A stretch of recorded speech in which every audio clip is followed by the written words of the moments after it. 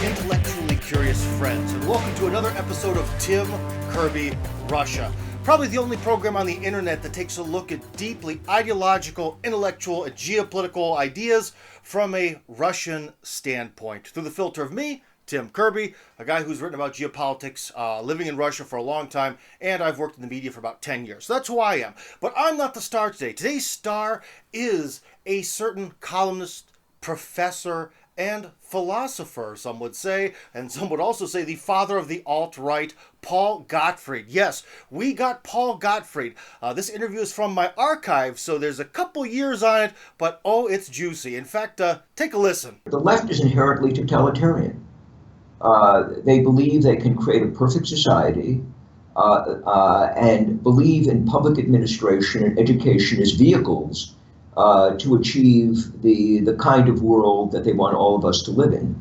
Oh yeah, it's going to be good. Some of you may even want to click that share button by the end of the video, I would hope. But anyways, so our big topic that we discussed with Mr. Gottfried is identity, and especially American identity from his standpoint. But before we get into that, let's have a few words about identity from a Russian standpoint, or at least today from a Chechen standpoint, and how that relates to politics. Chechens that were also kind of forced into a crisis of identity when the Soviet Union collapsed. So they were sort of freed up from the yoke of the Soviet Union, and they were sort of faced with a choice. And the one thing that started the real wars in Chechnya was actually about this choice that I mentioned. So the thing that really was the big debate was whether they could be Muslim in the context of this new Russia. Remember, they're just coming off 70 years of enforced state atheism, and Yeltsin's Russia is pathetic and humiliating, and there are women being sold on the streets of Moscow for pennies and all this stuff, all the horrors of the 1990s.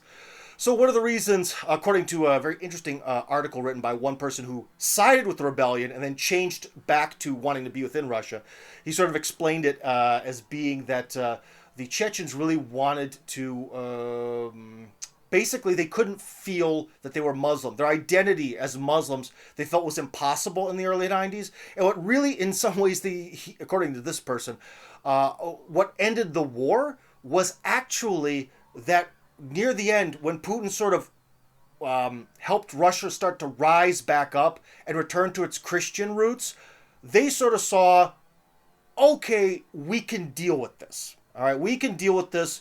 We can be a part of this, and we can still be Muslim. We can have our identity within this context. So in a lot of ways, it wasn't necessarily a lack of manpower or bullets or whatever that ended the Chechen conflict. It was really a conflict of identity that caused all that misery and suffering. Now, another thing about Chechen identity, when we go back to their ancient history that's very interesting, is that Chechnya is a region that got a lot of people were sort of scorned by powers, be it Persia, be it the Tsar, be it perhaps the Sultan in Turkey.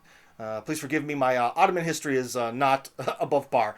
So anyways, a lot of scorned people, groups of people, would sort of come into this valley in Chechnya. And if they lived there for 7 generations, being able to basically list for 7 generations all their ancestors back to this original immigrant group. Of course, 6 of the generations would have to speak, Chechen, so they would be able to prove it and be able to be considered sort of local residents. At that point, on the 7th generation, you would become Chechen. Now, that is a very interesting choice, about identity, if you think about it. That is a choice where if you view Chechen identity as you have to live in this sort of particular set of valleys for 7 generations, and then you're part of the in-group, well, that's going to lead to living in sort of a small, tight-knit region when you make that decision. Some of you might be saying, well, there's intermarriage. Not for them, because according to my new imam friend, that actually it's very difficult to marry in or out. In fact, even marriages proposed by other Muslims of the same, Sunni type, essentially, is absolute blasphemy. You can only marry someone from Chechnya or Ingushetia, who is part of the local ethnicity. So no Russians, no other Muslims, no anything other than that. And I just wanted to bring up that little interesting point because not only is it very different from the way we do things in the West, but it definitely creates its own sort of internal politics. If your identity is being Chechen, it has to be rooted in this deep 7-generation minimum family history. It certainly makes a tightly bonded society, but it also makes a society that is inherently small. Okay? And that's one of the threats that actually Russia faces as it goes to the 21st century and is trying to rediscover its identity, is a lot of times you get these nationalists with a little letter N who try to tell Russians that, oh, well, all the people in the Caucasus Mountains are bad, we should get rid of them. Like Alexei Navalny has said, oh, this group of people is bad, it's scary, we can't expand, we shouldn't make a Eurasian Economic Union, we need to cut down, we need to become isolated from the evil foreign people who are their former countrymen. And as you see, that view of identity, especially for Russia, if Russia's going to view itself with this little n nationalism of being only people who are today see themselves as ethnic Russian and look a particular way, that really is not the way identity worked throughout all of Russian history, and that is the path to never becoming a great empire again. Because Russia's history was always based on this idea of identity of, do you believe in the overall ideology, be it orthodoxy, then communism. Today it's a little bit more vague, but you could see, do you believe in this, right? And do you speak Russian? Those are sort of the two big questions. If you answer yes to both questions, you're on the team, basically. I have the problem that I'll always have an accent, so I'll always be 80% on the team. There will always be a little bit of debate and question about me. However, one of the interesting things is, my kids, no question. To Russians, despite the fact that their father is American or whatever they want to call him, they're considered 100% Russian. That is a question of identity. If this were Chechnya, they'd have to wait another, 6 generations? Pending we move to Chechnya as a big group. So anyways, guys, that's just a little bit, some kind of thoughts about identity from a different perspective. But it's a very, very important factor in politics that cannot be ignored. It's definitely a factor that's manipulated, but we should be, rather than trying to, as we have over the last few generations of the West, try to fight against identity. It's almost like fighting against death. It's like, well, death is bad, so let's fight against it. Well, you can prolong it, but you're still going to die anyways. It's kind of the same thing. We have to accept that identity is a part of who we are, and maybe we should, rather than fight against it, work with it to build better, greater societies. Or at least in Russia, we've got to work with it if we ever want to become great again. So anyways, let's move on to our big interview with Paul Gottfried, the so-called founder of the alt-right.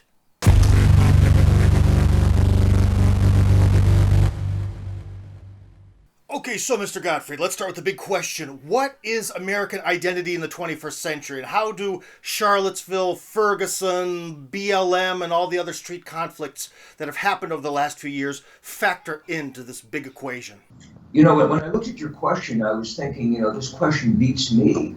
It's very hard for me to find any kind of core identity which is left in this country outside of the availability of consumer goods, a certain kind of standardized education, which doesn't reach everybody, but I would suppose it reaches most people, and it comes through the media and through our culture as well as through the formal educational system, and it stresses universalism, equality, human rights, and the need to integrate all people in a just pluralistic society. So the English language, I suppose, is there, but it is not something which is emphasized as part of a core American identity. You mentioned that America seems divided, but hasn't America always been divided? Between Federalists and Anti-Federalists, North and South, Democrats, Republicans. Isn't this just part of the American way of doing things? Yeah, I don't think it's fair, however, to compare the disagreements between the Federalists and Anti-Federalists to the degree of divisiveness that you see in the United States now. After all, the Federalists and Anti-Federalists all came out of a shared ancestry. They were predominantly Protestants. They were churched. They accepted certain political givens. They agreed to live by the Constitution, although the Anti-Federalists accepted it somewhat reluctantly. And I think, despite their differences, the country was very united.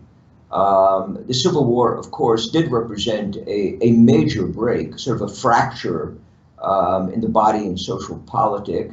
But there were efforts afterwards made to heal that. I think as late as the 1950s, there was at least some effort to sort of paste together an American identity based on Americanism and a general feeling of religiosity and American political and cultural superiority. I think by the 1960s, those sources of unity had eroded. And I think what you see today is represents the excesses of pluralism and very deep ideological divisions among groups that do not really share very much in common. Okay, well, the past is the past. Regardless of what happened, here we are now, and we have a crisis of identity in America. So, how do we fix this problem? Yeah, I'm not sure how you cure it, by the way. I'm always accused of being a profoundly pessimistic writer who should serve razor blades with his book so people can commit suicide after they finish. I don't know what went wrong, and I think part of it was in the 1950s. There really wasn't that much holding America together. We look back and it seems somewhat superficial. I'm not going to say that America was unjust or it was sexist or homophobic or this. Every society in the history of the world has made gender distinctions, has frowned on homosexuality, has favored marriage, typically favored patriarchy. So I don't think the United States was grievously unjust and has fallen apart because of its injustices.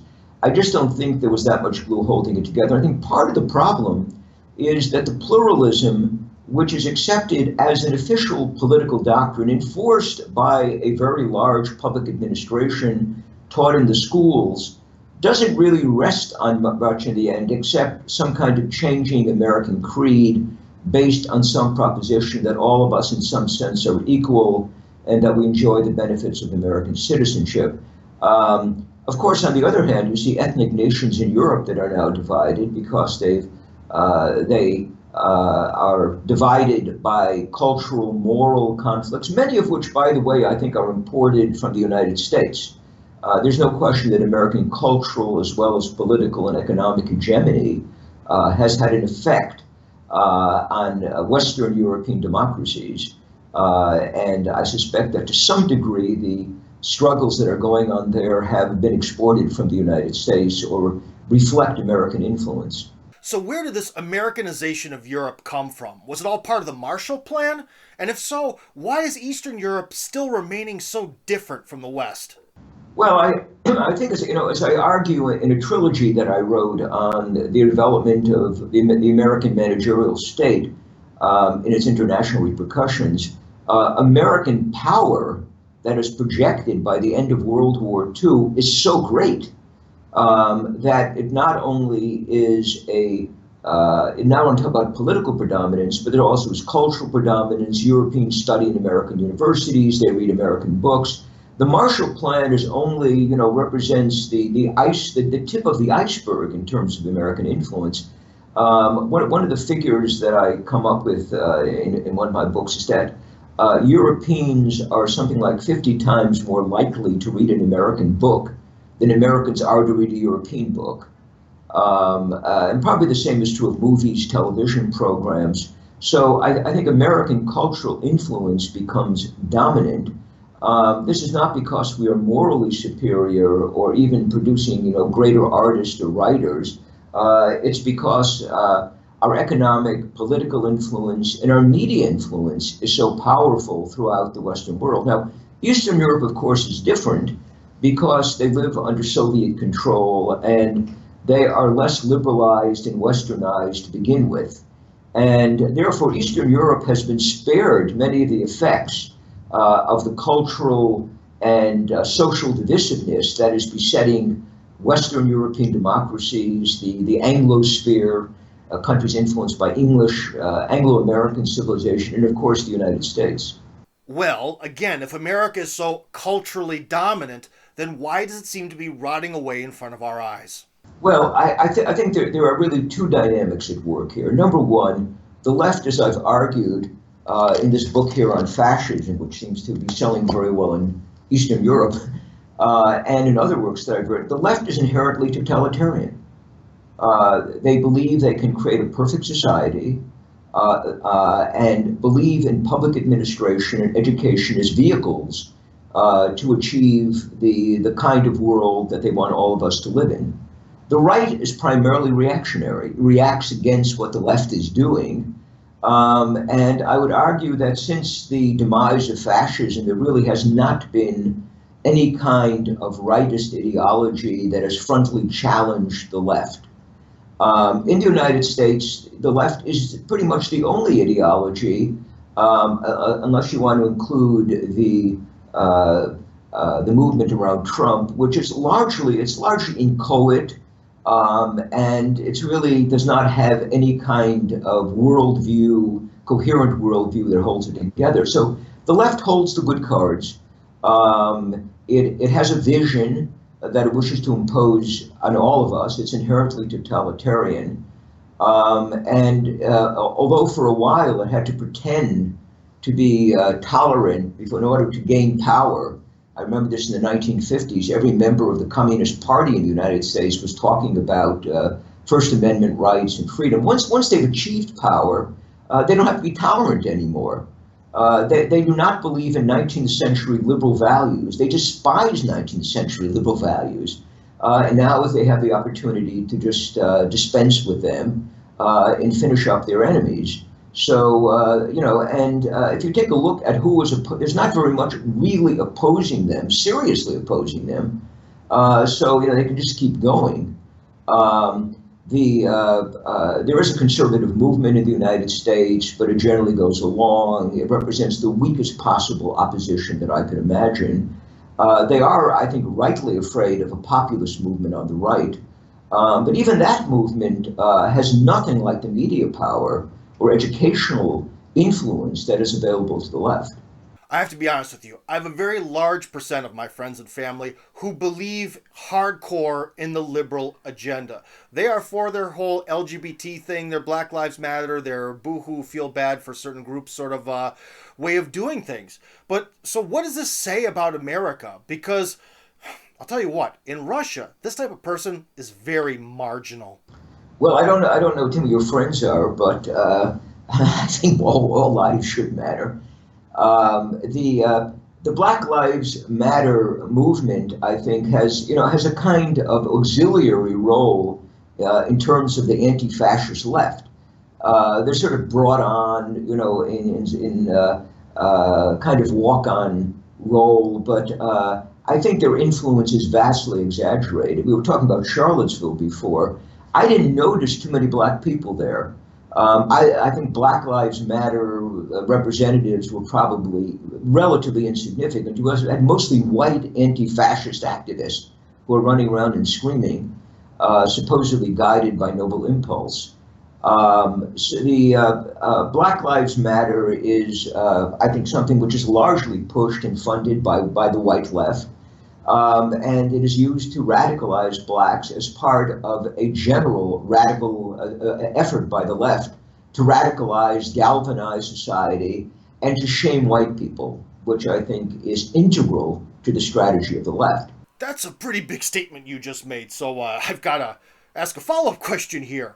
So why exactly would white Americans be in a war against white Americans to destroy white Americans? What's the point? That is a very good question. Although I've written books on the subject, I remain profoundly puzzled by what I'm seeing. But I think there are groups on the among whites on the left who feel alienated, profoundly alienated from other people on the right. They would include homosexuals, lesbians, to transgender, of course, transgendered people. Just about anyone who feels excluded by what they see as white Anglo-Saxon predominance in the United States. And of course, that predominance hasn't existed for a very, very long time, but they continue to react against it. And obviously women who think that they've been the victim of a patriarchal society, will identify themselves with the anti-fascist left, which also happens to be anti-white. And if you notice, there's a double standard here that whereas they express nothing but scorn for Christians for being sexist, homophobe, whatever else, that throughout the Western world, the anti-fascist left, and the left generally, welcomes Muslims, however abusively they treat women. It doesn't matter because they're not going to be judged by the same standards. But obviously what you see at work here is an extreme form of masochism, which I think in the case of many people who are on the left, they do not perceive this as masochism because they feel resentment against some other group that is identified with white privilege or Anglo-Saxon Protestant predominance. So how does America solve its crisis of identity? Or is there a crisis at all? Maybe the news networks just need something to fill airtime. No, I think there really is a crisis. I'm not sure, how it will be overcome. We're not going to return in any case to anything in the past. And I say this as an historian who believes, like the German political theorist Carl Schmitt, that historical truths are true only once. And you don't really go back to the past. Except in a very limited sense, but I don't see us ever returning to the 1950s and certainly not to 1900. I would have liked an earlier American society. We're not going to go back. And I'm not so sure that what comes out of the present conflict will look very pretty. But I think when people talk about a crisis, dramatic confrontations in America, they are describing political and social realities. So is there really nothing that we could tell a black welder, an unemployed white guy, and a feminist that would bring them all into one American identity together? At this point, probably not. I wish I could give you solutions. I can't. I think the divisions go very, very deep. The welder may get a job. I don't know if the economy continues to improve, and it does seem to be improving since Trump took office, although there is no evidence that wages have risen very much. But, the unemployment problem has gone down. We now have a pipeline, a large oil pipeline that should help to generate more commerce and more wealth. But in terms of the deep cultural conflicts, I really don't see anything happening. If I had to place my money on or bet on one of the horses, I would bet on the left. At least, as I said, in the short run, or maybe a little longer than that. But I think the right is going to come back. I think you are still dealing with about 40% of the population on the right. And they may not be well educated, and they may look like, what Hillary calls deplorables, but there's quite a few of them out there. I live among them. And I think many of them have very just grievances, and they are absolutely right to be offended by the rapid social changes and marital relations, gender relations, everything that has been largely imposed by the state in the last 20 to 30 years. So, I can understand their anger. And I think these protesters on the right will be around for a very long time. Okay, so I'd like to thank the legend, Paul Gottfried, for giving us some of his time. Again, this was an interview from the archive from a project that was funded and then unfunded, so I hope that Mr. Gottfried will forgive me if he feels that there's just improper use of the interview, but as always, I believe it's better to use interview material rather than delete it, so that's my personal opinion. But anyways, in the next upcoming weeks, in fact, probably next week, we should have the full uncut interview. Yeah, this interview had to be cut down a little bit in order to make it fit and work with the format, so we're going to have an completely uncut version coming out very soon. Thank you for being with us. But remember, this is a very unique program. You are not going to get this kind of viewpoint and information anywhere else, which means the YouTube algorithm and the mainstream media algorithms hate it. Please share this video or any of the videos on this program. Subscribe, like, and all that. The system's against us, guys. I really need your help. Anyways, you have a wonderful evening. Take care.